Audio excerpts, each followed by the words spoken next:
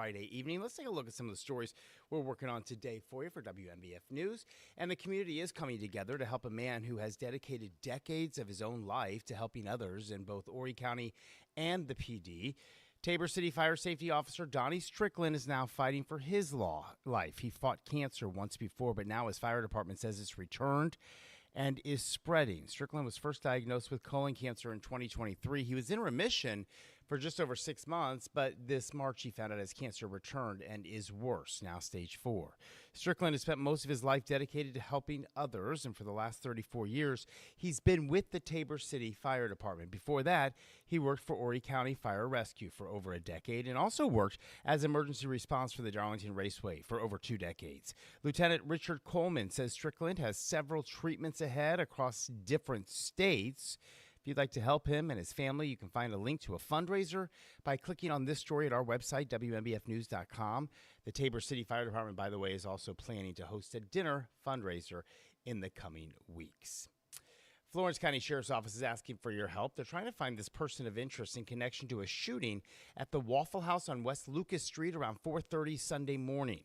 Take a good look at these two pictures. They are pretty clear. Witnesses say an argument led to shots being fired at a car as it was leaving the restaurant. No one was hurt. If you know who this is or where they could be, you're asked to call investigators, 843-665-2121.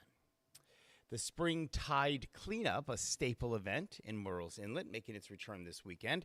If you don't have any Sunday plans, Morse Park is the place to be. The 33rd annual event has become South Carolina's largest running community and salt marsh cleanup. Hundreds of locals and visitors come to Morse Park, roll up their sleeves, and show their love for the inlet. Boats of all kinds, kayaks and paddleboards hit the marsh, while on land, volunteers are walking the streets and creek areas. They're picking up that trash that's out there. This year's theme is thanks to you, it's picking up, as the amount of trash collected has decreased each year. The event came about in the wake of Hurricane Hugo and has grown each year. After all that work is finished, there will be a chowder cook-off at the Hot Fish Club, along with live music.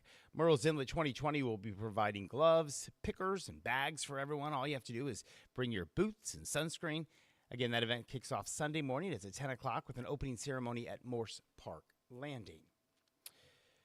A reminder for you, the 2025 One Flight Myrtle Beach Classic. Boy, it is in less than 2 weeks from now, and we are celebrating with a countdown special on WMBF.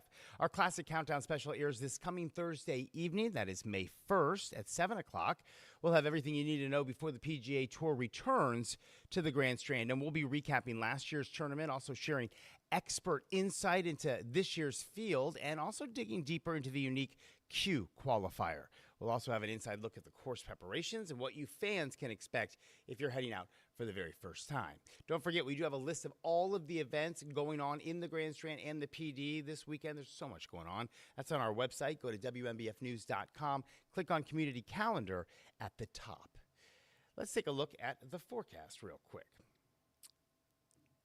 And I can tell you that it is all calm here as we look over our Sea Captain's sky cam.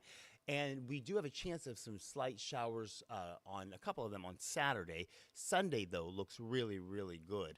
And it's not a complete washout on Saturday either. So with so much going on this weekend, really, things are looking pretty good with a chance of isolated showers on Saturday. A South Carolina senator representing Georgetown and Horry counties looking to address what he calls loopholes in the state law that could prevent abusers from being apprehended. This is a story our Julia Richardson's been working on. She's going to tell us more about the legislation and also why victim advocates say it is so important. That's when you join us tonight for WMBF News at 11 o'clock. We'll see you then.